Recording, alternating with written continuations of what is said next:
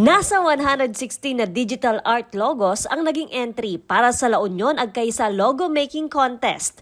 Ang mga ito, likha ng mga estudyante mula sa sekundarya at kolehiyo sa probinsya ng La Union.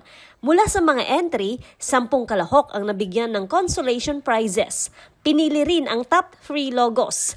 Alinsunod na rin sa tema ng contest na La Union Agkaisa. Agkaisa o Ilocos term ng ibig sabihin ay pagkakaisa. Nasungkit ni Martin James Sanchez ang second place mula bayan ng Nagilian si Martin James at estudyante ng Don Mariano Marcos Memorial State University Mid-La Union Campus. Nakatanggap siya ng 10,000 pesos na premyo. First place naman si Jayford Atiwon mula bayan ng Pugo at estudyante ng Pugo Central National High School. Nakatanggap siya ng 15,000 pesos cash prize. 18-hour winner is Michael Jeffrey Chan of the Rosario Integrated School, Stand 11 all the way from Rosario, number 1. At nagwagi ang obra ni Michael Jeffrey Chan mula Rosario, La Union at nag-aaral sa Rosario Integrated School. 30,000 pesos ang kanyang natanggap. Ayon kay Michael Jeffrey, isang linggo rin niyang tinapos ang digital art logo na nagpapakita ng kulay, kultura at tradisyon at simbolo ng pagkakaisa o pagkakaisa ng mga taga-La Union. Yung naging concept ko po is yung parang symbol po ng bawat bayan po. So it symbolizes pagkakaisa po, which is agkaisa po ng La Union.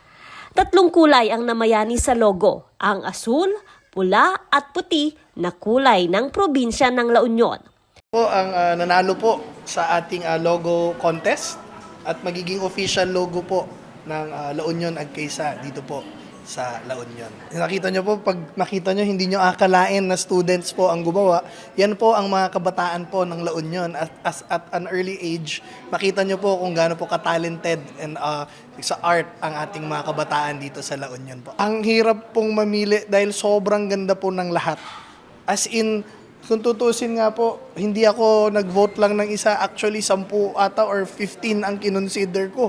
Pero isa lang ang pwedeng mapili. Kung kaya't ako sabi ko hindi, nilaban ko na may vote lahat itong top 10 picks. Kailangan natin ng isang simbolo na makikita po ng ating kaprobinsyahan dahil alam nyo naman, pagka may ganito po, mas naikukuhan natin yung message na gusto po natin na pagkakaisa dito po sa ating probinsya. Maybe this will be launched during the governor's first 100 days.